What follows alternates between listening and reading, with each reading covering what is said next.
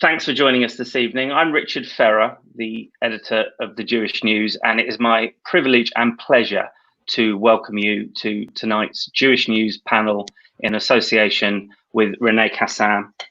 Our debate tonight is entitled Chilling Echoes, the Plight of the Uyghurs and Why We Must Act Now.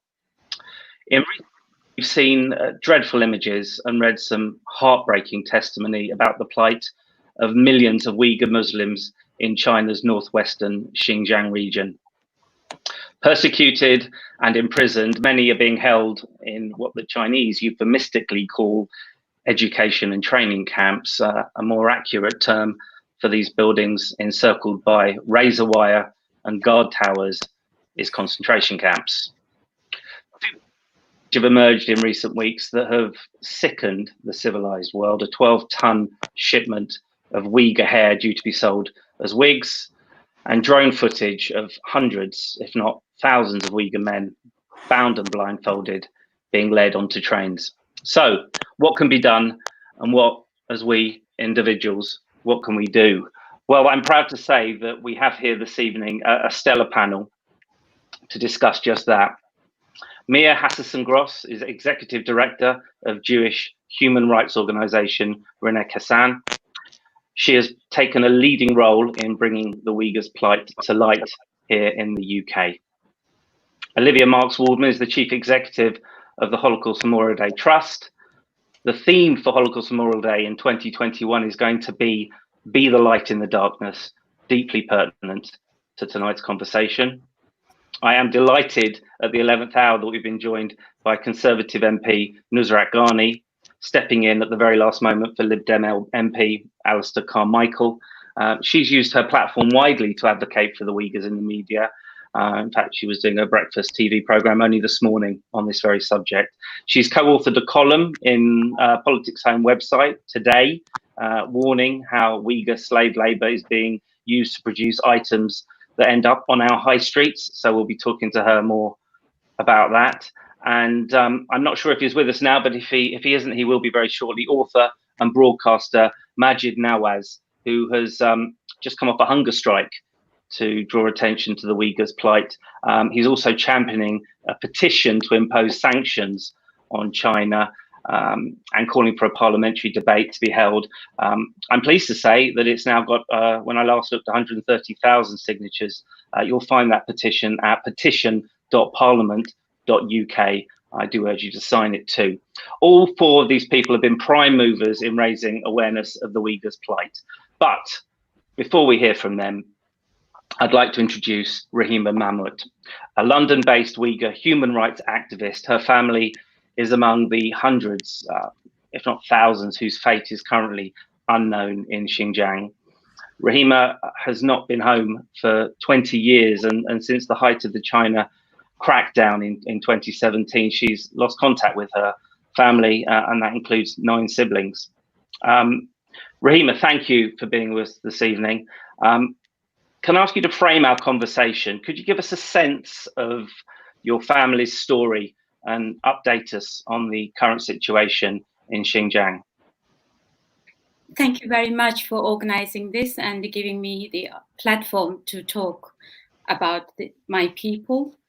I come from a very religious family. Not all Uyghurs are religious, but my family, we are very religious from my father's side, and my mother, they are musicians. So very kind of a mixed. My experience when I was living in my country, primary school, we felt at that time that, hardly can see any Chinese people in villages, for example. That is my experience. And then in the 80s, I moved to city, so the city life, then I started seeing more Han Chinese, and my parents didn't speak any Chinese at all. At that time, the Chinese people, most of them, we call them the old Chinese, they had to speak Uyghur because they find it very difficult not, to get on with their everyday life if they didn't learn the language. Then after my university years, situation has changed dramatically. So when I graduated from university in 1992, petrochemical engineering, one of the top universities, and I thought I will find my dream job. And then I couldn't find a job in the capital. In the end, I had to go to a place where I was assigned to work in a petrochemical industrial town of my town. And only started working there, my experience looking for a job, and ended up in this plant, one of the biggest ethylene plants, 3,500 employees, about 350 or Uyghurs and other ethnic minorities, so basically 10%. But the population of that town, around 55-60% were Uyghurs and other Muslim minorities.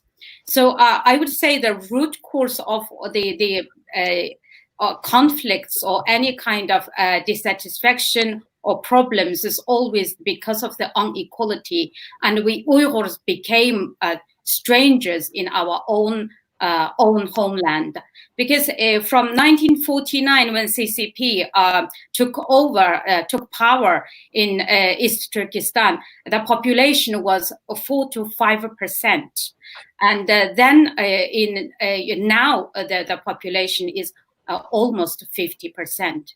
And the mass migration and marginalizing the Uyghurs, the local people, taking away jobs, all sorts of discrimination, that led a lot of protests and then crackdowns. After crackdown, then they claim the people being extremists, or later after 9/11, suddenly China declared that they also face Islamic terrorists, and then situation just changed dramatically, and from 2014, I would say, so the persecution actually became more kind of genocidal policies. So the new governor in 2016, a guy called Chen Quanguo, who became the governor of East Turkestan, prior to becoming appointed to East Turkestan, he was in Tibet. During his rule, over hundreds of Tibetans self-immolated because of the extreme harsh rule under him.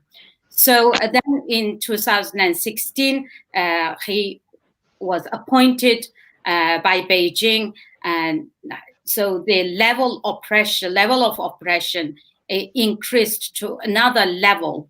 And so I will say that is the start of the genocidal policies they have implemented. And 2017, from April, they started, mass arrest started, just rounding up people. Suddenly, the police would just raid into houses, place black hood over the head, handcuff them, take them away. So I last contacted my brother was in January 2017. That is time my brother said, "Leave us in God's hand." And I know that is a time actually something was changing, something terrifying is about to happen. Your brother 3 years ago, you've lost contact with your family since. You must have some sort of contact or avenue of communication. Can you give us a sense of what's been happening in those subsequent 3 years and what your fears and concerns might be? Well, I never called anyone since that warning, because I know my brother wouldn't say. That's indirectly telling me not to contact.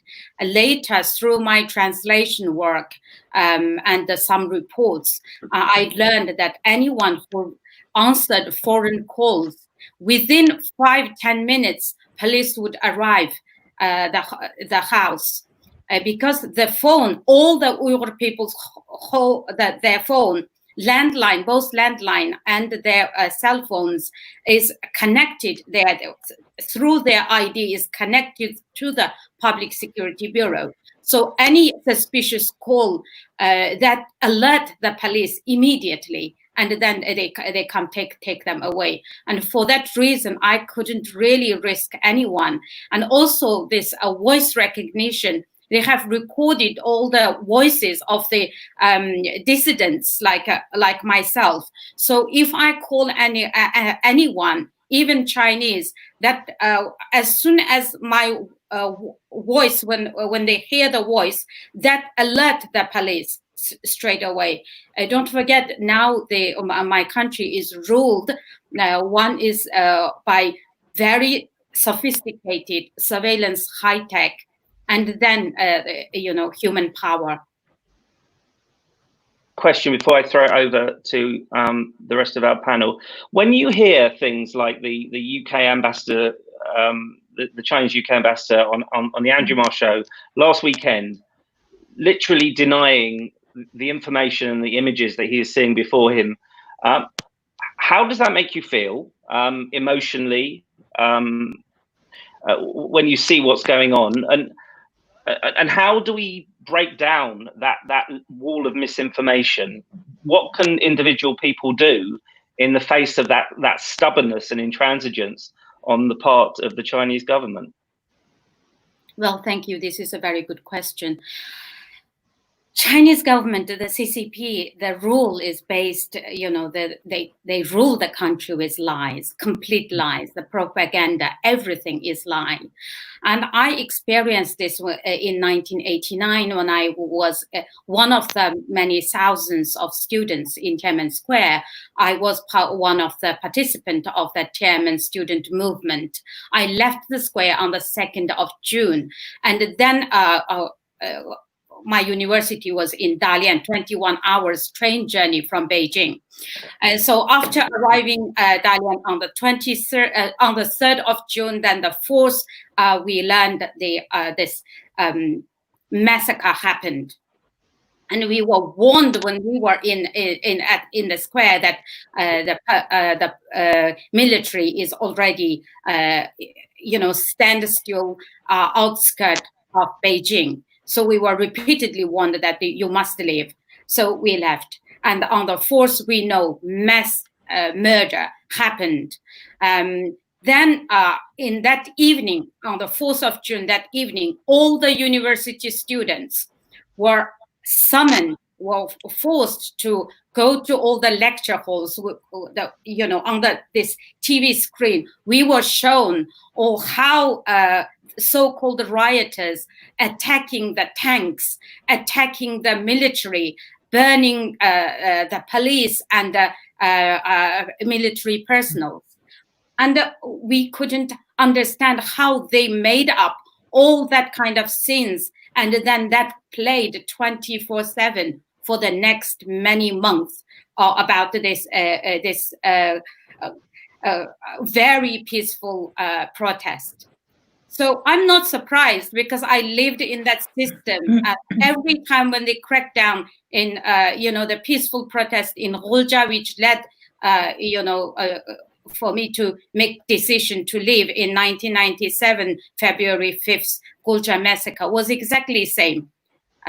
So something happened very peacefully, and then after crackdown, when you watch the television, completely lie after lie, lie after lie. So from the very first time, even in 2018 in August, I remember it was around the 12th or 13th of August, the UN very first time said we acknowledge there are up to 1 million Uyghur and other Muslims are interned in these camps. China just denied it. They said, no, there is no such thing. Only 2 weeks later, when they were presented all these satellite images and many research reports, and they said it's vocational camps. So I'm not surprised. I didn't expect he would say, he would, tell the truth. It's deeply important and powerful to hear your words. Thank you for framing our conversation this evening, and I look forward to coming back to you very shortly. I would like to bring Mia in from René Cassin, our partner on this evening's conversation. Your organisation published a report at the beginning of the year that outlined some horrific details of rape, forced abortion, sterilisation, all sorts of humiliations. Could you give us a sense of how René Cassin has become involved with the Uyghur cause and your work with Rahima? Yes, thank you, Richard. Actually, our work started already in May 2019, where I met Rahima and heard her story. And then as a Jewish human rights organization that works to promote human rights based on our Jewish values and Jewish experience, the resonance with the Jewish experience of the Holocaust and the emergent legacy, the human rights framework that came from it, meant that we had to work with Rahima to raise awareness into what's happening, because no one else was. This wasn't in the media. And we felt that the Jewish community, the Jewish people, we are speakers by experience. We know what it is to be persecuted for our ethnicity, for our religion, cultural genocide that led to physical genocide. So we have this, we believe that we had the responsibility for mobilizing the Jewish community because of the moral responsibility, the moral authority and the moral responsibility we have to stand out for what's happening to the Uyghurs. So it started by literally raising awareness and bringing Rahima and her personal story, and then shining a light on what's Jewish about it. Today, one of the challenges we have today is that I think coverage of what's happening to the Uyghurs is insufficient. But there's also, it's still not genocide. It's not a Holocaust. It doesn't have to be a Holocaust. It doesn't have to be a genocide for us to act. And actually, if you think about the beginning of the concept of genocide, it started when Raphael Lemkin, a Jewish human rights lawyer, coined the concept of legacy. It started with cultural genocide. Sorry, when he coined the phrase genocide, it started with cultural genocide, when the writings, the practices, the way of living of a people were being destructed. And only then, when it leads to, does it lead to physical destruction. For various political reasons, the Nuremberg trials and then the 1948 Convention for Elimination of Genocide only looked at the end phase of physical destruction. Are we going to wait for that?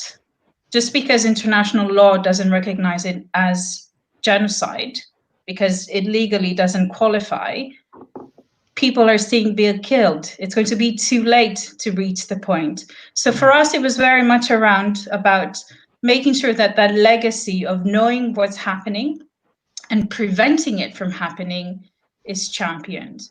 And then it's about mobilizing the community. It's about bringing the Jewish voice to what's happening. So if it's shining the light on the plight of Uyghur women and the experiences of Uyghur women, whether it's in the camps or in Xinjiang region as a whole, sterilization, forced marriages, abortion, birth control, separation of children, forced labor, and the fact that the majority of the forecast is that the majority of Uyghur people eventually will be coerced into the Chinese government's forced labor systems. And it was always about making sure that we stand in solidarity with the Uyghurs as well. Olivia from the Holocaust Memorial Day Trust, would you be able to just build on what Mia was saying in terms of the nerve, the raw nerve that Uyghurs plight touches in terms of the Jewish experience, the Uyghurs being, as we've already discussed, ethnically and religiously persecuted, the definition of the UN's Genocide Convention established after the Holocaust to ensure things like this, it's a much used term, never again. It seems to be again and again.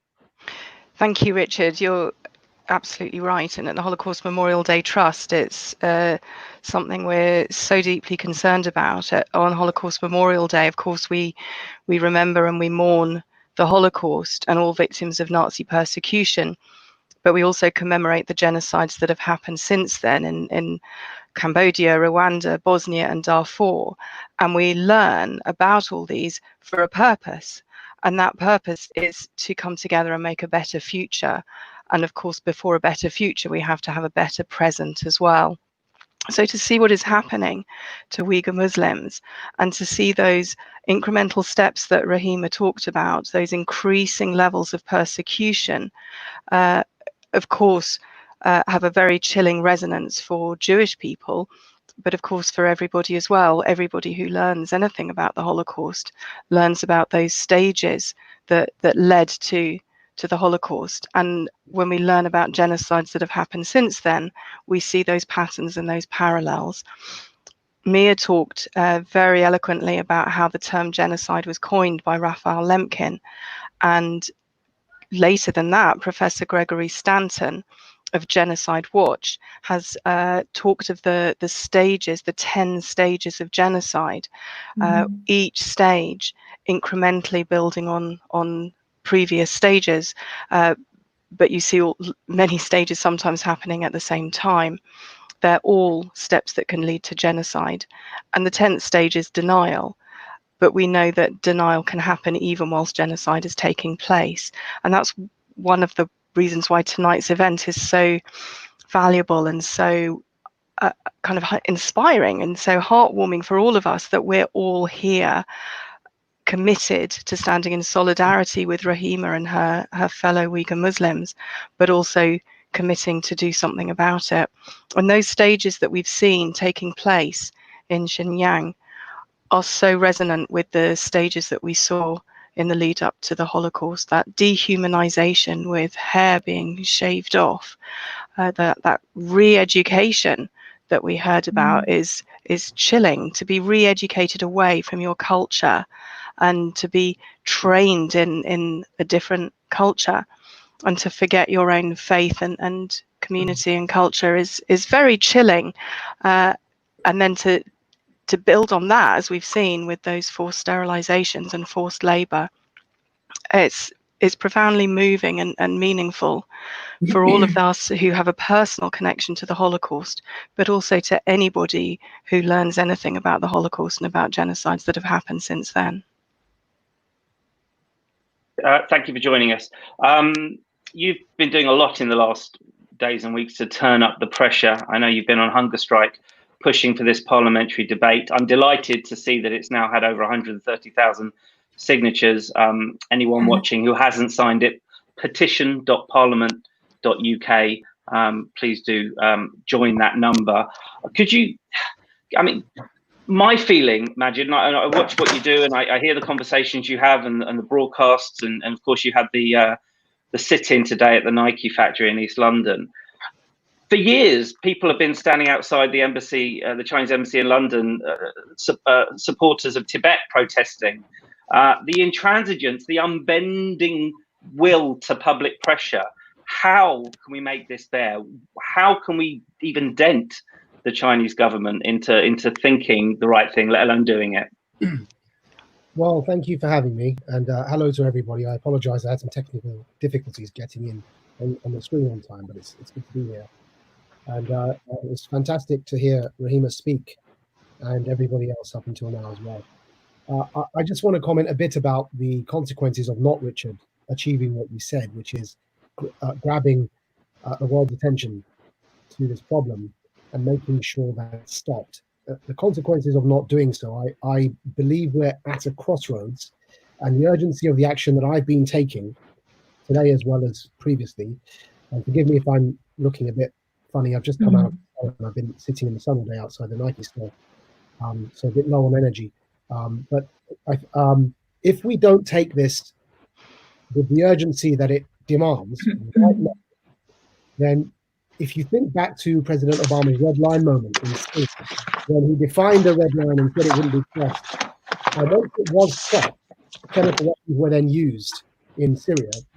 And the problem then, what happens is you shift the Overton window, you push out the line even further, and the unacceptable then becomes routine and becomes the new normal.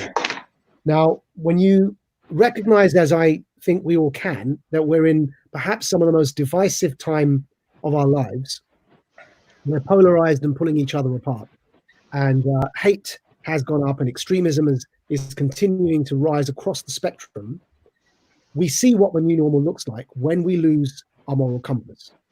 Now, out of all of when we talk about the importance of maintaining a moral compass grounded in human rights, which I believe forms the basis for a social contract in a democratic nation, and if that wears away, then you end up with authoritarianism, and we see authoritarianism creeping back all over the world. The epitome of the humanitarian basis of that social contract is the issue. It's epitomized by the issue of genocide. You cannot get any more of a destruction of our red lines than if the new normal includes genocide. Now, part of the problem with our new normal, including and normalizing genocide, is that already the situation we find ourselves in is we're already too late, because all of us, due to the mere fact we live in a globalized economy, have become entrenched and dependent on the fruits of this genocide. That's why I was sitting outside Nike today. Most of the trainers I own are Nike. I didn't wear them today, but I've been buying Nike. I've been buying Adidas. I've been buying all of the brands that are on that list that are complicit with the enslaved labor of the Uyghur Muslims in East Turkestan. We've become, because we haven't been speaking about it, we become so dependent, and our lifestyles depend on the nature of the way we've structured our economy. I fear we've already traveled a long way down the road of normalizing genocide as the new normal. And this is why I tell you it's become so difficult to have this conversation, not because somebody's holding a gun to our heads, but because everybody knows the open secret. Everybody knows that this is almost impossible to pull back from, because we've become so blindly dependent on enslaved labor in China by the Communist Party, so that we can maintain our lifestyles with these, with the access to cheap luxuries as we have. So I think that explains part of the drag. And I'd like to probably just say, the last thing I'd like to say on this is, if we cannot successfully get to grips with what's going on, and I mean morally, if we cannot draw a line here and say never again and mean it with the urgency that it demands, then if we miss this moment, now that these videos are being finally recognized in the mainstream media, if we do not seize this moment to demand the moral high ground, because whatever the mistakes in liberal democracies, we're not willfully engaged in genocide. If we don't seize this moment, we lose the moral high ground, because we become complicit. Because in genocide, there's no neutrality. Either we condemn it, or we're basically profiting off of it, which is what our supply chain dependency is about. So all of our PPE is made there as well by enslaved labor. So if we don't seize the moral high ground now, we lose the moral high ground and we become complicit in it. Then if we lose that moment, the only other way to stop a genocide is World War III. And that's why I'm asking everybody, that cannot be the option. We cannot go into another global war.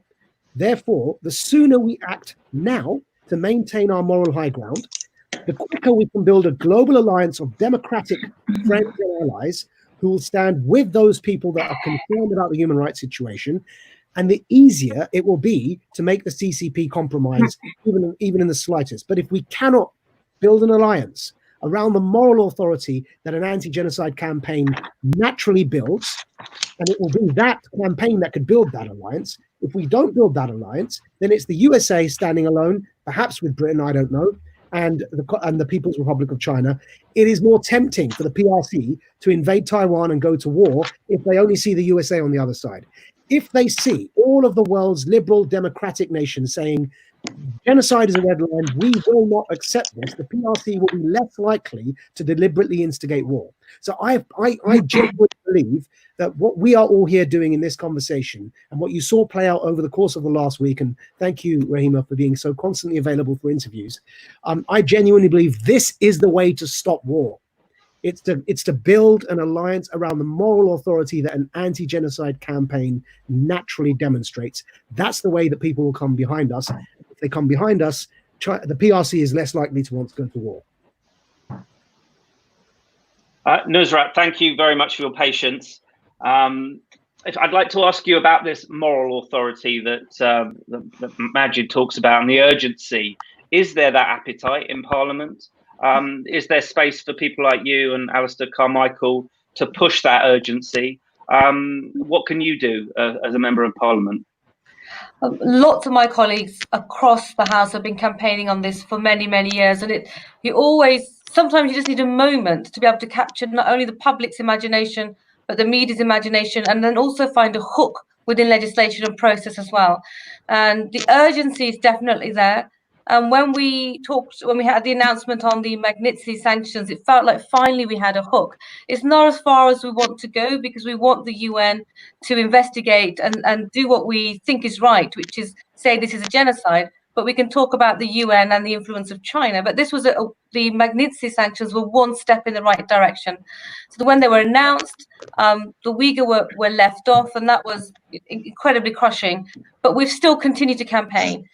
The Americans have put on their Magnitsky sanctions 4 officials from the area of Xinjiang, and I want to see our government to do the same. It does a couple of things. Apart from just sanctioning them, it just highlights that we are aware, we recognize, and we accept the dreadful situation that the Uyghur are in, but also helps us open up the conversation about some of the things that Maajid spoke about, the UK-China supply chain to the area of Xinjiang. I disagree with Maajid in the point that I think if we can highlight to these firms exactly where the base products are coming from, and say, look, now that you know, there's no way you can deny that this is coming on the back of slave labor. You just got to go and find somewhere else in China or somewhere else in the world to go and find your base products from. But we can't do that alone in the UK. Americans can't do that by themselves. We need to work with our partner countries. And there are enough of us to try and do this together. There really is. So the Magnitsky sanctions was a moment in the last few weeks, as well as the footage that was then re-emerged and put out again in the media. And I must say, Richard, even though watching the Chinese ambassador on Sunday morning was incredibly difficult to watch, it has helped our argument. It really has helped our argument. So I would encourage the ambassador to do as many shows as he can, because it enables people to understand actually how important this is. What's really awful about the situation is that this is the most modern way of undertaking a genocide. The way technology is used, as Rahima said, tracking voices, facial recognition, every movement is monitored. It also means that content can't get out of Xinjiang. It's so hard for us to get audio, visual content, and that's the way the world works at the moment. But they are oppressing the Uyghur. They are managing any content being sent out from the area. But fundamentally, they're using technology to control and abuse the Uyghur people. Rahima gave a really shocking account of what's happening, but we need to think about the numbers. This is why it's so frightening. There are now 2 million people in these camps. 500,000 children are now being institutionalized in orphanages, not because their parents don't exist, but they've been removed from their parents. And the Chinese ambassador, when he was on air, said they had to do all these sort of things to manage Islamist extremism in their country. But if you're managing Islamic extremism in your country, why are you stopping women from having children? the data already is out there. There's an 84% drop in birth rate in Xinjiang. If you're a woman of childbearing age, you are given a choice. I know they think the women are given a choice, but let me tell you what those choices are. You can choose to be sterilized, or you can choose to go to a camp. That may seem a choice to the Chinese authorities, but it's not a choice to the rest of the world. But the drop in the birth rate is very important, because when there was a discussion earlier on about the 10 steps of genocide, one is about controlling and diminishing the birth rate. And the Chinese government data already tells us that that is happening. Unless Rahima can correct me, I believe that Xinjiang are 1% of the Chinese population, but 80% of birth control has been provided or forced onto Uyghur women. That tells you that they are already undertaking a core principle of what is internationally recognized as genocide. But for us to have it internationally recognized as genocide, we need the United Nations and the international institutions to do the research and have the bravery to call out what is going on. And I just do not believe, Richard, that's going to happen in any real time. There's no point reflecting on this 50 years from now. So what I'm asking, I'll just pass over to Maajid just a moment, what I'm asking the UK government to do, to set up its own independent tribunal. We can work with like-minded countries, whether it's America, Australia, or the Netherlands. We can ask for evidence, we can collect the evidence, and if need be, put together an interim report on genocide. Because we cannot wait for the international institutions to get this right. Because of Chinese power, they won't. I was just going to agree and say the UN it's not going to do it. It's not fit for purpose. The UN has been lobbied by the People's Republic of China, and a bit like the World Health Organization, a lot of the People's Republic of China own allies are in key positions in the UN, including the UN Human Rights Chair, and the candidate that China supported is now in that position. And so this might sound strange to younger ears, but those who witnessed Srebrenica and the Bosnia genocide will understand that exactly the same thing happened there. There was a paralysis in the international community, and UN peacekeepers were on guard watching as the Bosnian 8,000 Muslim men and boys were slaughtered in Srebrenica. So Ms. Ghani is correct that the international institutions are not fit for purpose, and we must act despite the fact that they may not act in time. We have to find our own ways to act. Yes, sorry, Mia, I was going to say we have half an hour left, and I don't want this to be a Q&A. I want it to be a conversation. So absolutely, let's talk amongst ourselves now. I do want to ask Rahima one question after you've made your point. Okay, thanks, Richard. And just a quick point, and Maajid, I think what you're doing to raise awareness on the Uyghur issue is incredible, but actually we need more of that happening. What are the challenges I think we face, and Srebrenica was the case, and what's happening in India was the geographical distance. It's too far. It's not happening here. It's not in our backyard. We can't see them. We don't know who they are. They're unfamiliar. And there's a key role, not just for governments or international institutions, but the media, to make sure this stays top of the agenda. And we share Rahima's stories and other stories, and we expose individuals to the Uyghurs and the challenges they're facing. Rahima, I would like to bring you in. Journalists are prevented from reporting freely in Xinjiang. Footage from trains that we saw that's now leading the conversation was taken, if I'm right, two years ago. How do we establish what is taking place now? What took place last week? What will take place tomorrow, when there are so many mechanisms in place to prevent that information coming out? It is almost impossible to get correct information. But the only information I know, new information that is coming out through those TikTok, young, very, young Uyghur people, and these teenagers even, they are very good at using this new technology, and while they just singing or having fun, and then they have some image, some footage, and empty streets, and that just shown on the social media. For example, about 5 days ago, someone just sent me privately a short video, a statue talking. Say, oh my goodness, I just had a nap. And then when I woke up, they placed 2 large locks on the gate. They said, you are not allowed to live. Let's just become statues. And then after that, I know all these little videos or messages, it has a meaning. It's hidden meaning. Automatically, we can interpret what that meant. I just thought, oh, lockdown. Maybe they just locked down again. Straight after I read the news saying that all the flights were cancelled, they said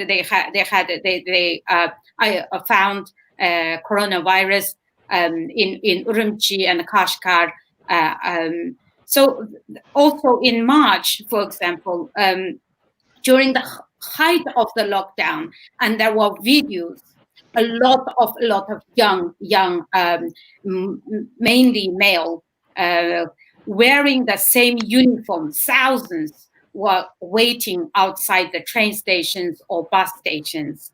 And then the song about in Chinese called "Up New Zhejian," but it is actually the film from Yugoslavia. One of the film I'm very familiar. It's a "Goodbye, My Friend." Have that film background music of that film, and they were transported, and all were wearing masks. And then we know that they were transporting these Uyghur youth into mainland China. Then when we sourced the Chinese own announcements, actually bragging that, for this elevating poverty program, lifting the Uyghur people from a poor area, they are sending these young people to find a job in the actually state is found a job for them. So that is how they tell the story, and believing that we will buy those stories, but we know the truth. Yeah. I mean, what's the end game here for China? They are engaged currently in a social engineering project. What is success for them? That the current generations of Uyghur Muslims are the lost, and that subsequent generations will just be identifiable as Chinese? Is that their end game, Rahima? Historically, the Chinese, even like previous governments, or they cannot tolerate difference. They believe that they are the super race, so everyone should be the same. Even when I was in university, Chinese often asked me, you're so intelligent, how come you still believe in God? Because they feel that intelligent people shouldn't believe in God. So just believing something, they treat you like you are like a fool. Here, because throughout Chinese history, so many races disappeared. Even Manchus, who ruled China for 200 years. Now you don't see Manchu people who speak Manchu, their own language.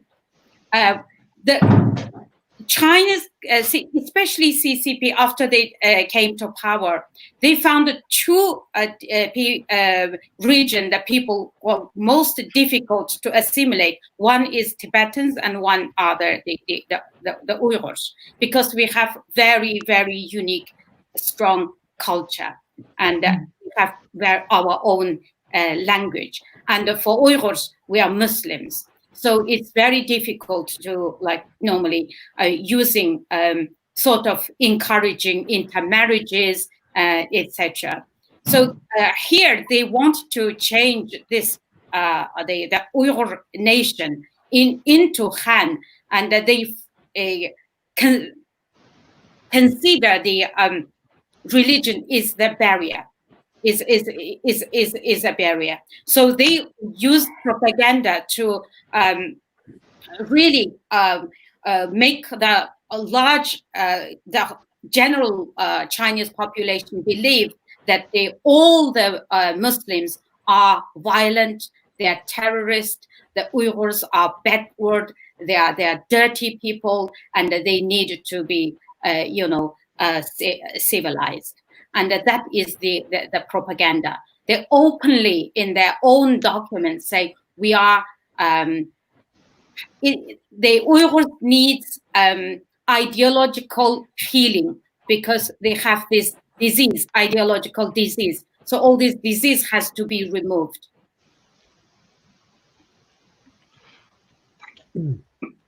Nusrat, I'd just like to bring you in. Before we started, you mentioned that you had a meeting with US Secretary of State Mike Pompeo this week, and you were impressed with the work that the US government, not a sentence I say very often, is doing in this area.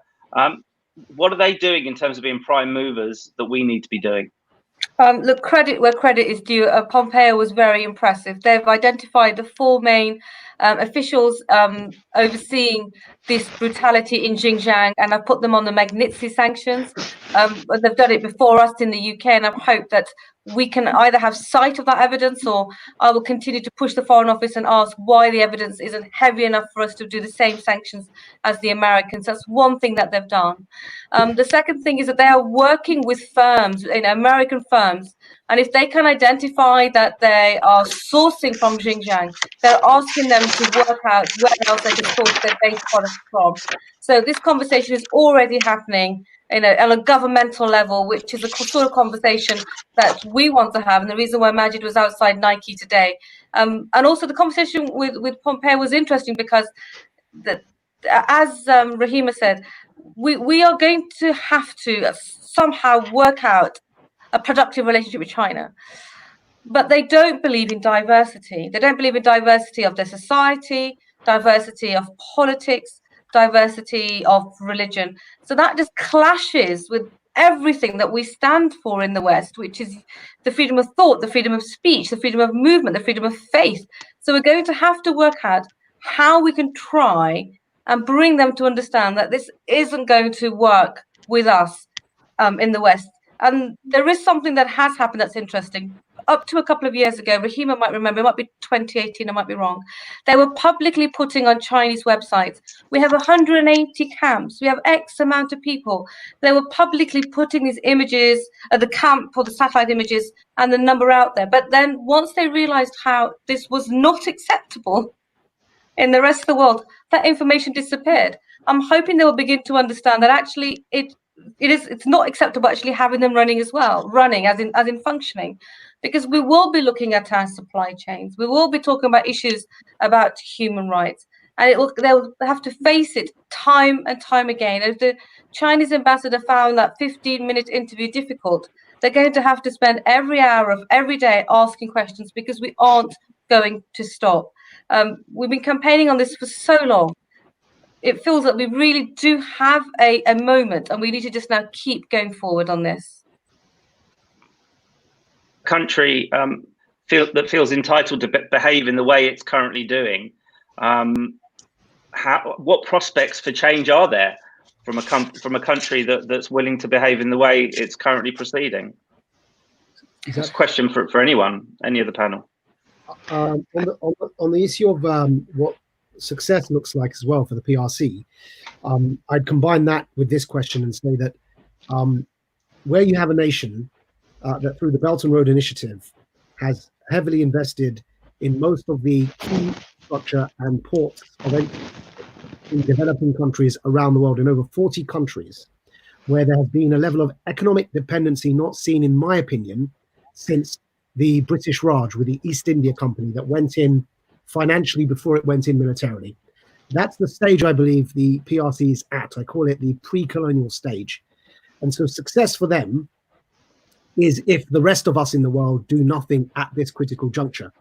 So morally, economically, morally, if we allow this genocide to go unchecked, that's success for the PRC, because that means they've shifted the Overton window and they've redefined morality from 2020 onwards.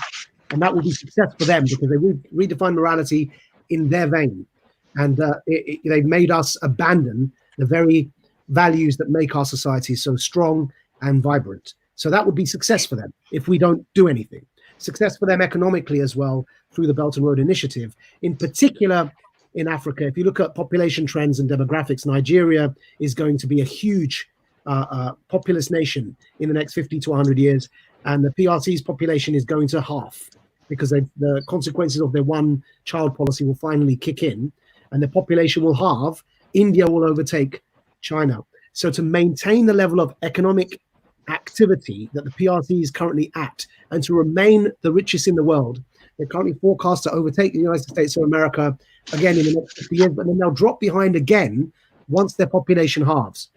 To maintain that, it would be natural for a pre-colonial power to do exactly what happened with the East India Company and the British Raj, to invade, to maintain the ability to turn other countries' populations into labor as well. That's how slavery begins. That's how colonialism began. And so for the PRC, enslaved labor will become a necessity as their population drops. And so we all, the rest of the world, has to understand these dynamics, because it helps us understand what we need to do next. We need to look at Belt and Road. Of course, we're talking about the genocide right now. We need to look at the continent of Africa and what's happening there. And I'll tell you right now, there's going to be a lot of conflict there now as well going forward with not just Nigeria and Boko Haram and Al-Shabaab in Somalia, but a lot of Islamist and jihadi terror in the continent of Africa will be a consequence of this problem we're discussing now. Because of course, the military economic alliance that the PRC has just finalized with the Iranian theocracy for the next 25 years. Now we know that the so-called Islamic Republic of Iran is funding terrorism around the world through Hezbollah and what they did in Syria as well. So this will have a destabilizing effect in Africa and in the Middle East too. And so these are all successes for the PRC. But if we can understand what their game is, then that helps us at least, understand what we need to start talking about doing next as well. Can I just come in on that as well, Richard? The 9th stage of genocide, widespread annihilation, is never inevitable. There are always opportunities to pull back and to change the course of what is underway. And we've seen such a strength of feeling. So the point I'd want to make is that we need to maintain that. I've seen some of the comments coming in from people watching now asking about action, what we can do. There's a huge strength of feeling at the moment with the images and the videos and that recent interview.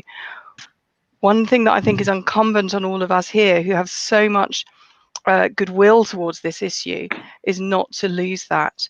There's so many opportunities and so much pressure on people today to move on to the next thing, and particularly with the news agenda, to move on to the next thing and move on to the next thing.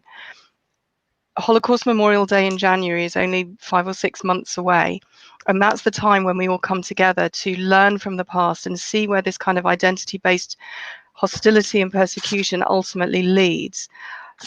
I'd really encourage everyone watching to come to HMD in January and check in with yourselves. What have you done? Is that another opportunity to bring this issue back to the fore if it has faded from the news pages and from the websites?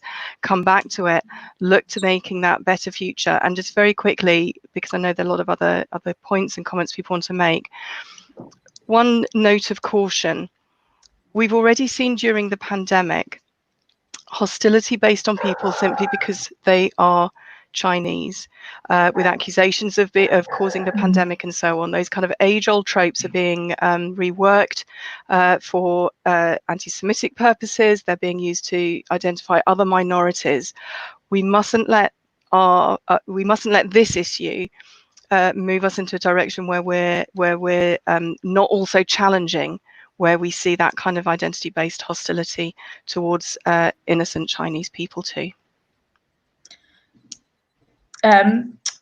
Just wanted to add, and on the back of Olivia's words, the UK prides itself with the Magna Carta as being the starting point for what we call today this set of moral principles that guide how we treat each other. Treatment of the Uyghurs, and based on that recognition, treatment of the Uyghurs should inform the UK's China policy. And I think it's down to each one of us to challenge government, to challenge our MPs, to ensure that any future trade or defense or manufacturing policies and agreements with China include accountability measures. And I would argue that it's more important, for example, than whether TikTok is a cyber security threat or not.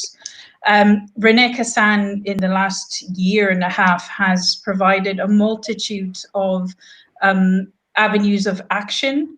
There are templates, there are briefing. We challenge everyone to inform themselves on what's happening to the Uyghurs, hear stories like Rahima's stories and other survivors and other Uyghurs in the diaspora, and take action. You touched on it briefly, the human cost. I mean, I've done some research and I've read about these kindergartens where children are basically kept permanently because their parents are under lock and key. Could you give us a sense of the societal damage that's being done? Little boys and girls growing up without their parents, entire communities just desolate. I read a report about someone who went during Ramadan and the call to prayer was not heard and no mosques were open. It's like a ghost town now. Could you give us a bit more information about that? So is it for me?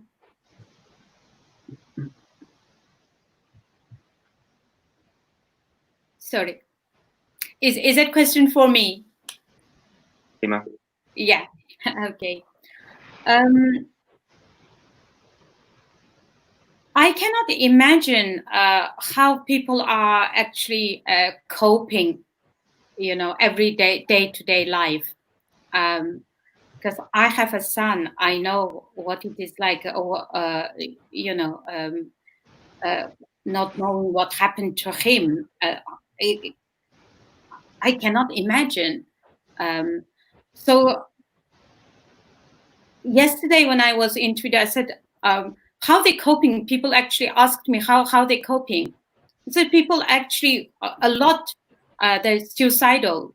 They don't want to live that life because it's just too hard, too difficult. Some parents lost 5 children at once, and they are not allowed to see them. They don't know what happened to these children. And this documentary, the Undercover China's Digital Gulag,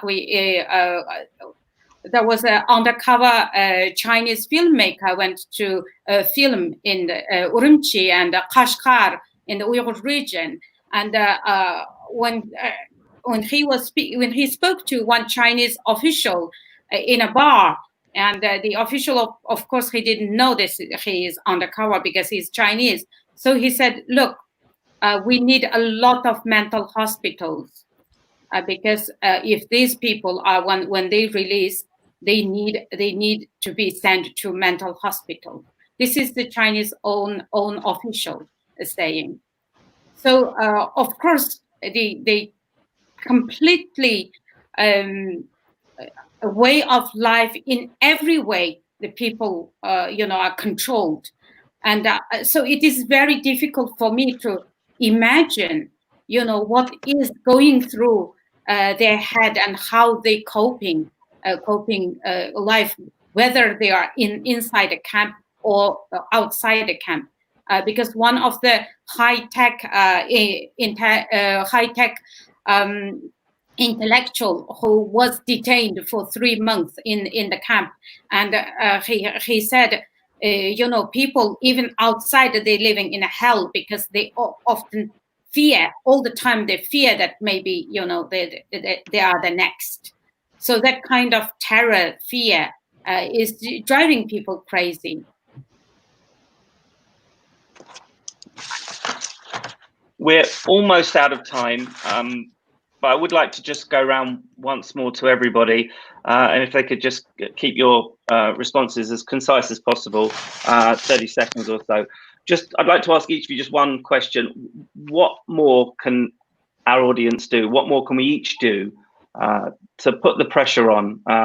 One small thing that mounted up could hopefully equal some real pressure that can be brought to bear. Maybe Mia can start with that question just to end this evening's conversation. Thank you, Richard. Don't be silent. Be an ally. I mean, there are a lot of practical actions, but I think one of the most important ones is not to be silent, to be an ally to the Uyghur people, to stand in solidarity, and then take some concrete actions to show that allyship. If it's writing and challenging the UK government to take a position, challenging businesses. China's about to host the 2022 Winter Olympics. Voice your concern around that. Yeah, so it's mainly about the solidarity and allyship. Thanks for your contribution this evening. Olivia? Thank you. I'd echo what Mia said. I'd also say work together, show cooperation, look for moral leadership on this, mark HMD in January and make sure the issue hasn't gone away by then. And as Mia said, show solidarity and learn more. I think we can never go wrong by learning more ourselves and trying to understand the issue more and more deeply and listening to the voices of people like Rahima, and thank you Jewish News and René Cassin for giving us all that opportunity tonight.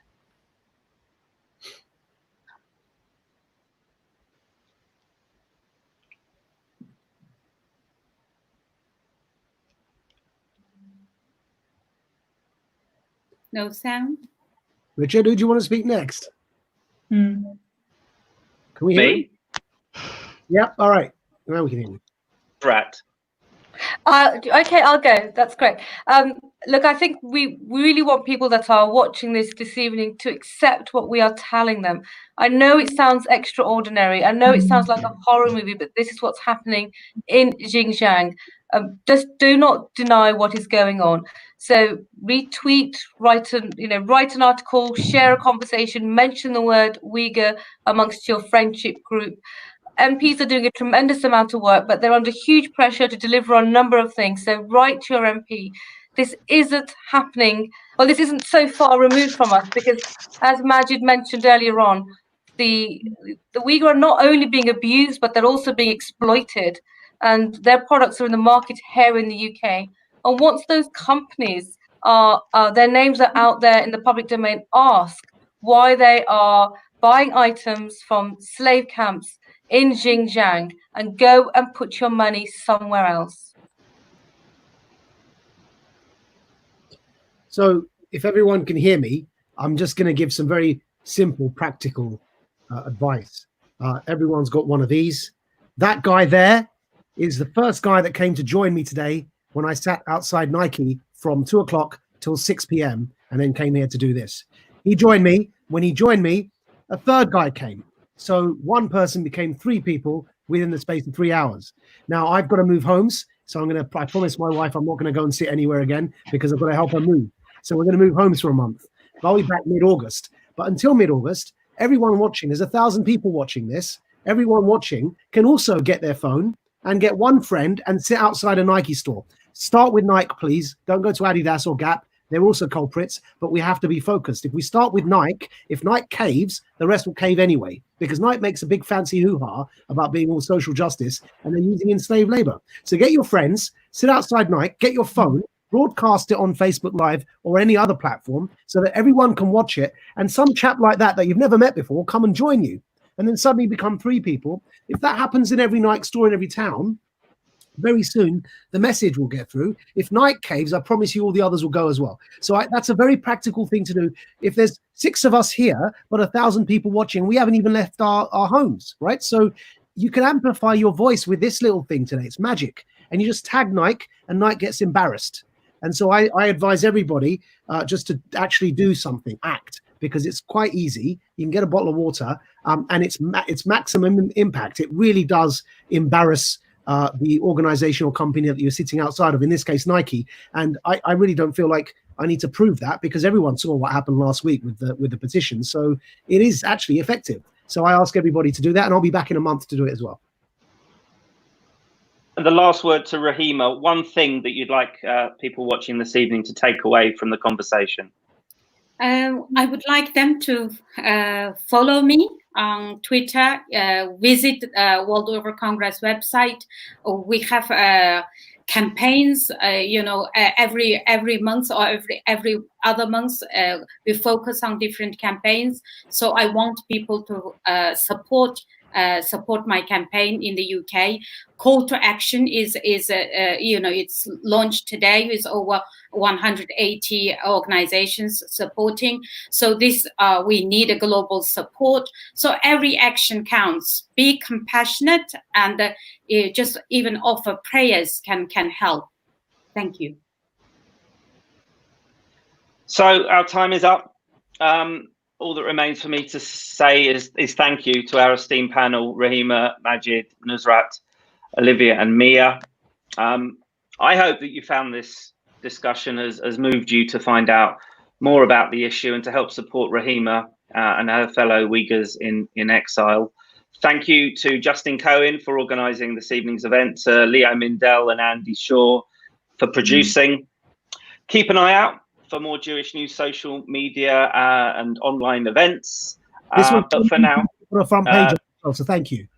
Oh, yes, thank you, Maajid. Yes, last week it was one of the very few non-Jewish stories we've ever put on the front page, and also generated quite a lot of feedback, which was very gratifying. So thank you for that, Maajid. Yes. Oh, you've interrupted my final farewell, which is all I was going to say. Really, is good night, God bless, and sleep well. Thank you, Richard.